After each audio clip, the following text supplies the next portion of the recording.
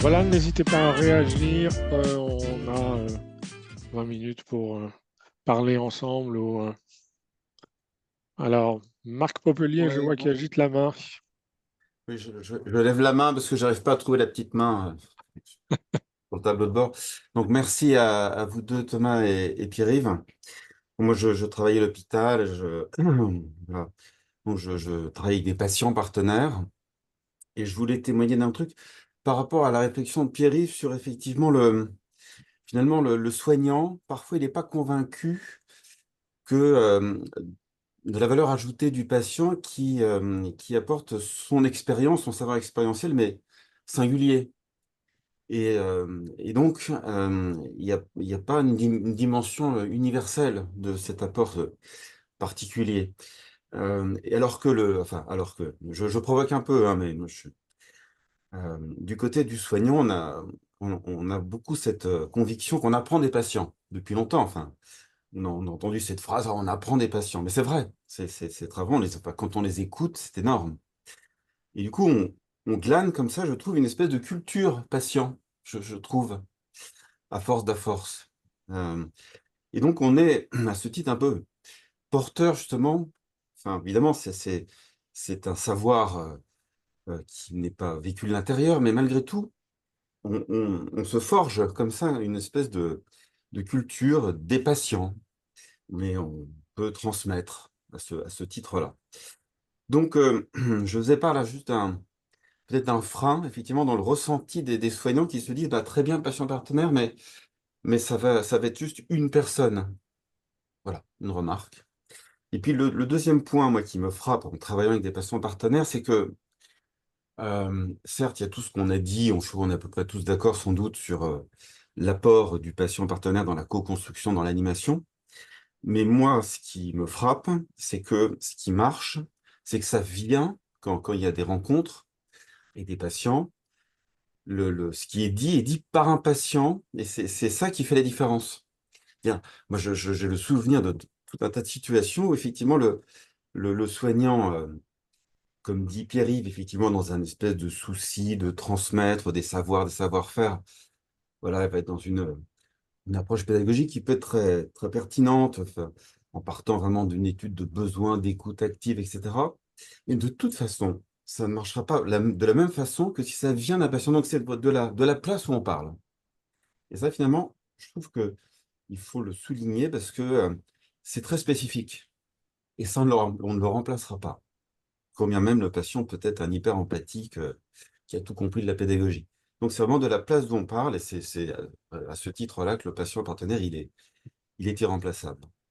Donc c'est voilà, la remarque sur ça. Et puis effectivement, ce côté singulier versus universel, et où là, parfois, effectivement, moi, je participais à des réunions avec des patients partenaires. Effectivement, bah, on dit toujours, voilà, il faut faire le pas de côté. Je crois que c'est indispensable, effectivement, le patient partenaire, mais comme le soignant, d'une certaine façon. Mais le patient, il a son vécu parfois difficile de la maladie. Et donc, il s'agit pour lui de ne pas projeter ces problématiques trop personnelles. Mais malgré tout, voilà, il y a ce côté, il va raconter son histoire. Voilà. Je m'arrête là, parce que c'est long. Non, mais si je peux réagir, moi, juste là-dessus, c'est bien pour ça aussi qu'il y a un enjeu au fond, d'accompagnement, alors de sensibilisation des patients qui interviennent en éducation thérapeutique. C'est toute la place, au fond, qui est laissée dans le cadre de l'éducation. Soit vous le laissez témoigner à titre d'illustration de quelque chose, d'un point particulier à l'occasion de programmes d'éducation thérapeutique, soit il s'intègre dans le cadre de sessions éducatives et il est formé. Ces formations peuvent prendre d'ailleurs différentes formes, mais il est formé en éducation thérapeutique, en capacité d'accompagner. Et je pense que bah, les formations, elles ont vocation justement à permettre ça, à faire en sorte que l'enjeu, c'est pas de donner des leçons et dire sur comment on doit faire, mais c'est justement qu'est-ce qui est en jeu au fond, c'est de appuyer sur les savoirs, s'appuyer sur sa propre expérience et de donner confiance, j'allais dire. L'enjeu de l'ETP, c'est aussi donner confiance aux personnes que leur expérience est valable. Elle s'inscrit pas dans le marbre, dans le temps, justement, elle est évolutive, mais leur expérience est valable pour pouvoir apprendre d'autres choses. c'est un élément essentiel. Et c'est là où la valeur, j'allais dire, de l'échange entre pairs avec des professionnels prend tout son sens. Moi, je dirais que aussi que l'ensemble des patients. Moi, j'avais un professionnel de santé spécialiste de l'hémophilie qui m'a dit, j'ai 10 000 heures, je ne me souviens plus du chiffre qu'il m'avait donné, mais j'ai 10 000 heures consultation patient à mon actif depuis 20 ans d'activité. C'est peut-être pas le bon chiffre, hein, c'est peut-être pas 10 000, c'est peut-être moins que ça, mais 10 000 heures, etc. Et il dit, je me rends compte que je ne sais toujours pas accompagner les patients. J'ai beau avoir cette expérience d'échange, etc. Et je me dis, au fond, la perspective patient qui vient dans les programmes, dans les ateliers, au fond, est beaucoup plus aidante que tout le savoir que j'ai pu acquérir au fil du temps en consultation. Pourquoi? Parce que parce que à ces moments-là, au fond, on me demande de délivrer un savoir, de donner, au fond, et que je me mets pas dans une posture d'accompagnement, fondamentalement. Quoi. Je ne sais, ou alors je ne sais pas faire. Et c'est là où le TP, l'implication des patients, était utile. Bon, c'était le cas de cette personne qui Oui, oui, disait. mais ceci dit, Voilà. Thomas, bon, il savait faire les choses quand même, ce soignant, on le Ah connaît oui, bien sûr. ensemble. Bon, mais, mais ceci dit, on fait beaucoup plus facilement de l'accompagnement avec les gens qui nous ressemblent qu'avec les autres. Et en tant que soignant, notre métier, c'est quand même d'analyser, de synthétiser et de prendre des décisions. Et c'est ce qui nous permet de nous approprier, comme le souligne Marc Montpellier, de nous approprier aussi euh, une partie de la culture des patients. Parce que j'en ai vu beaucoup, beaucoup, beaucoup et que je peux vous dire, voilà comment ils pensent. Et ça, c'est un danger. C'est un danger pour les soignants parce que c'est ce qui nous éloigne encore plus des personnes qui sont très éloignées du système de soins, qui sont en grande précarité. C'est ce qui nous éloigne aussi de la compréhension des personnes qui ont des problèmes de santé mentale et qui ont des difficultés à pouvoir dire ce dont elles ont besoin, qui ont des attentes que les soignants ne peuvent même pas soupçonner. Voilà. Et donc, faire de l'éducation thérapeutique avec ces personnes-là, c'est compliqué parce que ça veut dire que rentrer dans un partenariat, c'est un problème de littératie, non pas pour les patients, mais pour les soignants. Nous ne sommes pas formés à faire avec ce que nous proposent les personnes qui sont en grande difficulté. Ouais. Donc, ce travail-là, il est essentiel. Et c'est un travail qui, à ce moment-là, va pouvoir commencer à fonder ce travail de partenariat qui va se faire entre les deux.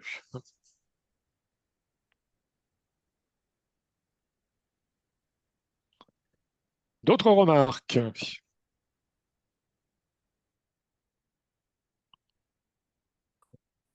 Questionnement, hein, allez-y. Hein. Bah, non. Je vois qu'il y a quelqu'un qui dit, je partage à 100% cette approche. Oui, alors une des difficultés, mais oui, très juste, une des difficultés, c'est de trouver les patients volontaires qui soient de s'impliquer. Ça dépend aussi des maladies chroniques. Bah oui, ça dépend, ça dépend. Vous savez, en matière médicale, l'offre crée la demande aussi. Ça dépend aussi de ce que l'on propose comme ouverture pour les patients.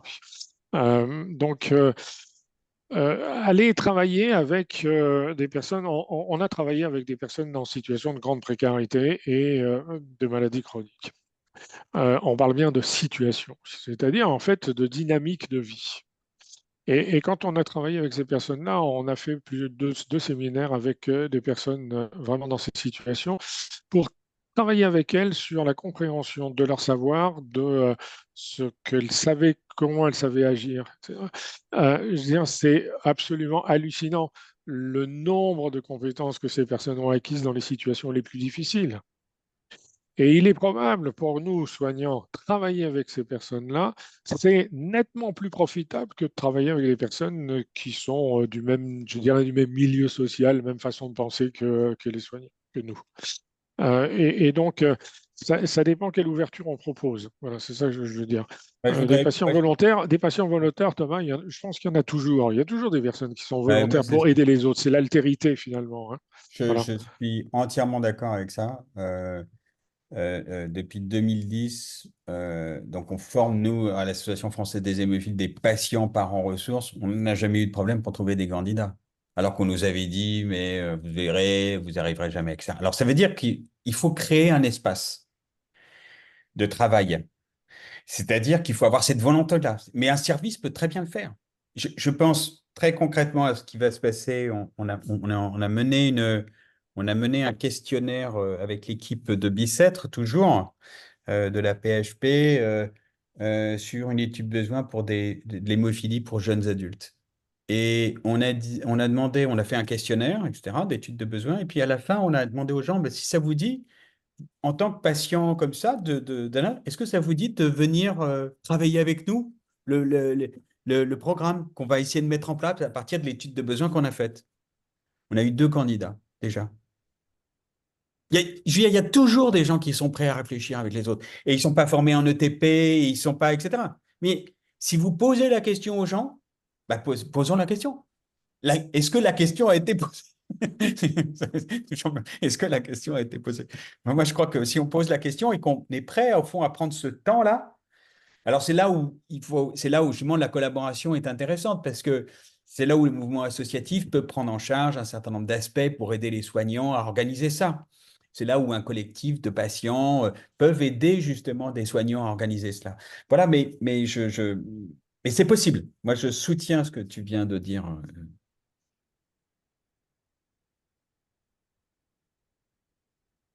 Je ne sais pas s'il y a. D'autres remarques, questions ou... Bénédicte, ça fait Oui. plusieurs fois que je lève la main, mais ma propre main, je n'ai pas trouvé non plus Ah, la bah, d'accord, petite bah, très bien. main. Allez-y, allez-y. Euh, euh, je suis moi-même formée à l'éducation thérapeutique dans le cadre du polyhandicap.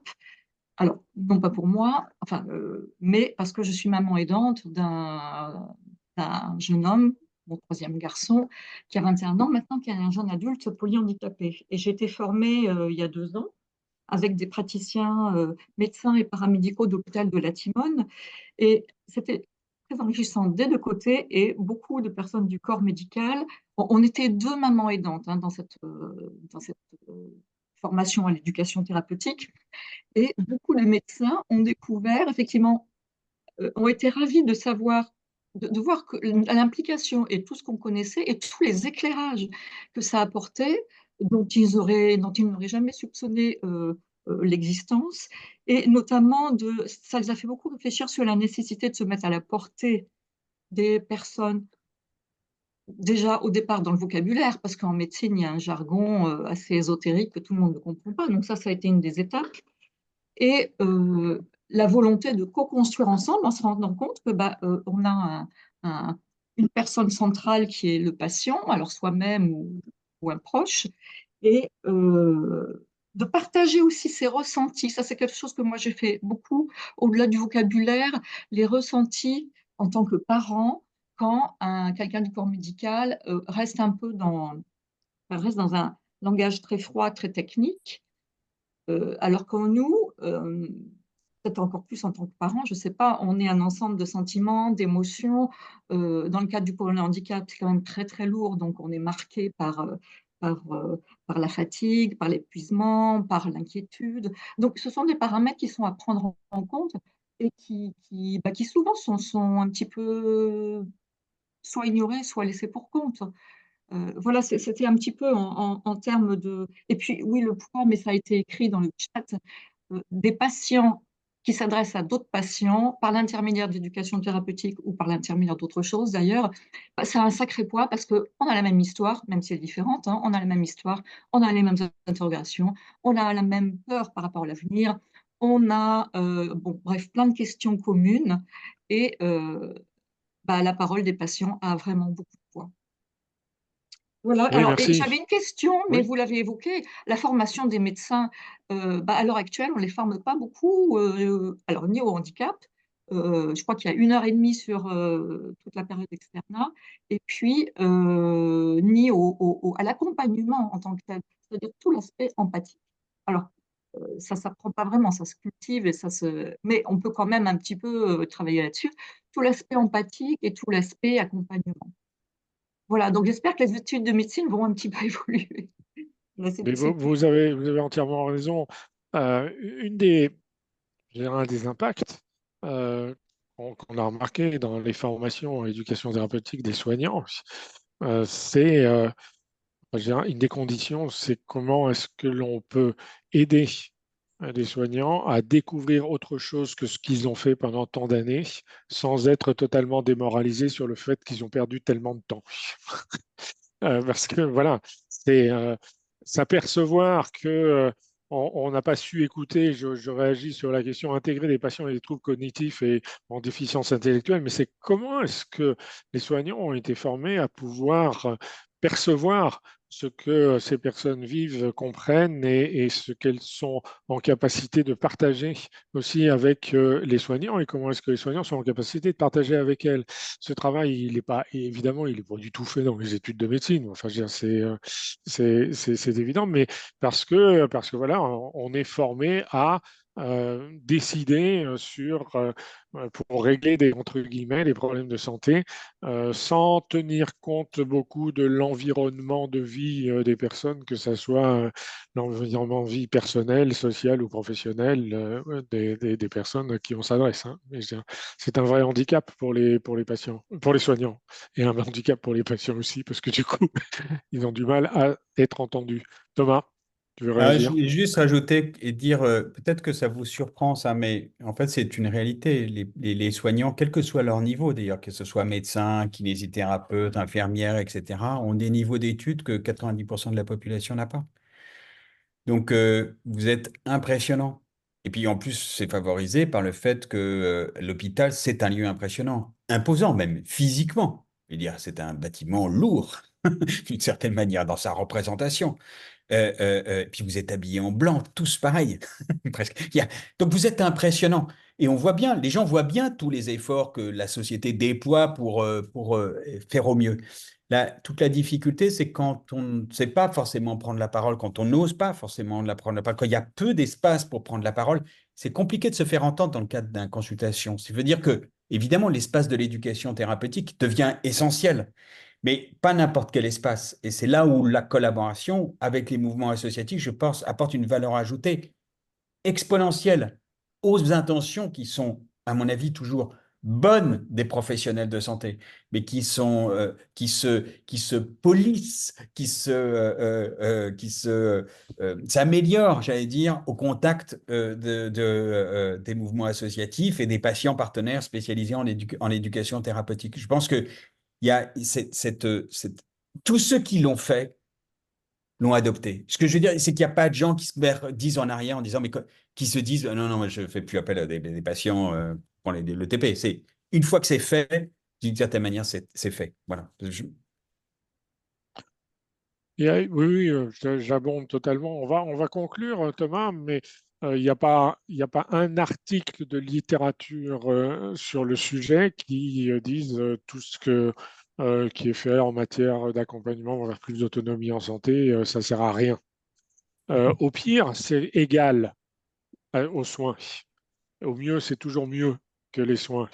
Mais c'est rarement pire, sauf dans des contextes de manipulation forcenée de la part des soignants. Non.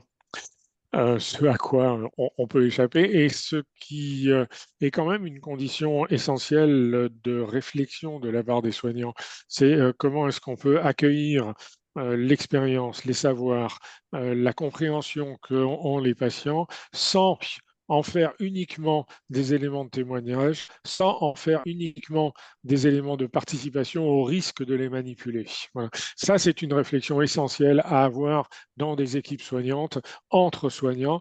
Et c'est une des conditions, je dirais, de l'accueil et du montage, de la compréhension de ce que peuvent être les partenariats en santé entre professionnels et patients.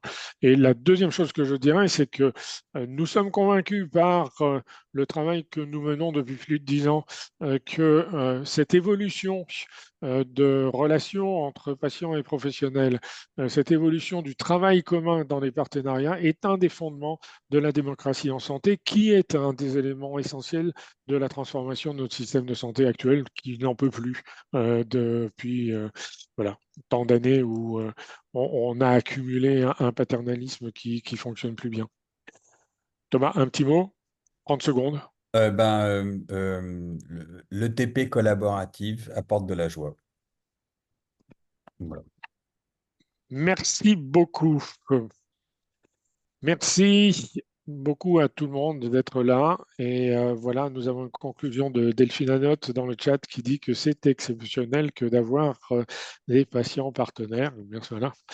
Merci mille fois sur cette note optimiste.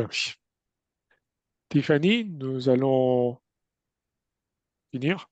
Oui, on va pouvoir mettre fin au webinaire. Merci à tous d'avoir participé. Donc, comme je l'ai dit dans le chat, on va bien sûr monter ça en podcast et remettre le replay sur notre site internet et sur notre chaîne YouTube. Et on vous informera dès que ce sera mis en ligne dans la newsletter. Comme ça, vous pourrez tous y accéder.